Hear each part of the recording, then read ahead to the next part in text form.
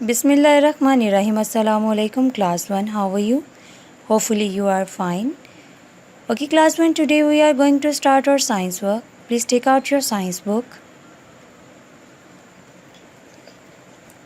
Page number 33। आज आपने science में पेज नंबर 33 की रीडिंग करनी है।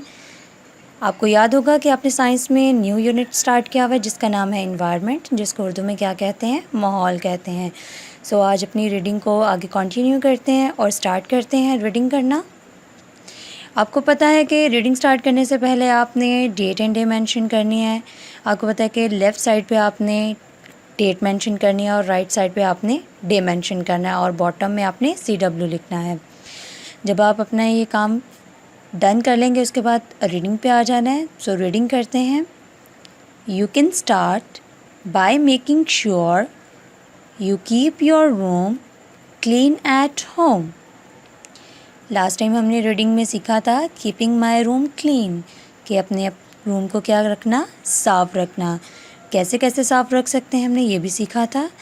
अब जब आप इन्वायरमेंट को साफ़ रखने की बात करते हैं तो उसमें आप श्योर हो जाएं कि आपने क्या अपने घर में अपने कमरे को साफ़ रखा हुआ है।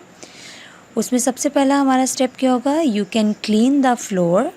आप अपने रूम के जो फ़र्श है उनको साफ़ कर सकते हैं। You can remove dust. आपके कमरे में जो मौजूद चीज़ें हैं अगर उन पे मट्टी वगैरह नज़र आ रही है तो आप उसकी डस्टिंग कर सकते हैं। You can pick up clothes and other things that are on the floor. फ़र्श के ऊपर अगर कोई चीज़ें या कपड़े बिखरे हुए आपको नज़र आ रहे हैं तो आप उनको उठाकर उनकी सही जगह पर भी रख सकते हैं। ये कुछ स्टेप्स हैं जिनको फॉलो करते हुए आप अपने घर को और घर में जो मौजूद आपका कमरा है उसको साफ़ रख सकते हैं। इस पेज की रीडिंग करने के बाद आपने आ जाना है पेज नंबर 34 पे। पेज नंबर 34 पे जो हमारा टॉपिक है वो है लैंड यूज़, ज़मीन का इस्तेमाल। Humans use land in many ways. जो इंसान हैं वो ज़मीन को मुख्तलिफ़ तरीक़ों से इस्तेमाल करते हैं। आपको भी पता है कि हम ज़मीन को कैसे कैसे इस्तेमाल कर सकते हैं। हम ज़मीन पे पौधे उगा सकते हैं, दरख्त उगा सकते हैं। इसी ज़मीन पे हमारे घर बने हुए हैं। इसी ज़मीन पे जानवर रहते हैं, हम जानवरों को पाल सकते हैं। इसी ज़मीन पे हमने सड़क बनाई हुई है और रेलवे बनाए हुए हैं। हमारी रीडिंग में भी हमें यही पता चलेगा। We grow plants on land. हम ज़मीन पर पौधे उगाते हैं। We build houses on land. हम ज़मीन पे घर बनाते हैं। We raise animals on land. हम ज़मीन पर ज़मीन में जो है वो जानवर पालते हैं। After that we build roads and railway on land. हम ज़मीन पर ही रोड्स बनाते हैं और रेलवे भी आपको पता है कि ज़मीन पर ही बनती है। रीडिंग करने के बाद आपने आ जाना है अपने पेज नंबर 35 पे। यहाँ पे आपको टॉप ऑफ द पेज एक पैराग्राफ नज़र आ रहा है जिसमें लिखा हुआ है ब्यूटीफुल लैंड। अब इस पैराग्राफ में हम देखेंगे कि ब्यूटीफुल लैंड को हम किस किस इस्तेमाल में ला सकते हैं और हम इसमें क्या क्या कर सकते हैं।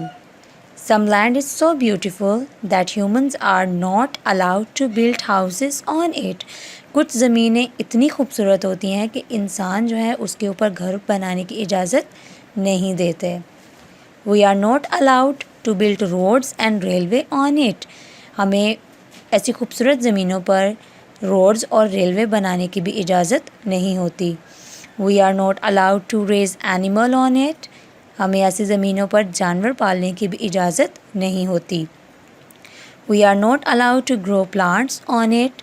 हमें ऐसी ज़मीनों पर पौधे उगाने की भी इजाज़त नहीं होती। We are only allowed to visit it and enjoy its beauty. हमें सिर्फ इस बात की इजाज़त होती है कि हम यहाँ आएँ, यहाँ सैर करें और इस ज़मीन की ब्यूटी को enjoy करें। ओके स्टूडेंट्स, पैराग्राफ रीड करने के बाद आपको नीचे पिक्चर नज़र आ रही है। बेटा ये ज़मीन की पिक्चर है, लैंड, पीस ऑफ लैंड है। आपने बताना है कि इस पीस ऑफ लैंड को आप किस किस तरीके से इस्तेमाल कर सकते हैं। वो आप कैसे बता सकते हैं? आप वो ऐसे बता सकते हैं कि इसी पीस ऑफ लैंड पे आपने तरह तरह के ऑब्जेक्ट्स बनाने हैं जो ये शो करेंगे कि आप ज़मीन को इस तरीके से इस्तेमाल में ला सकते हैं।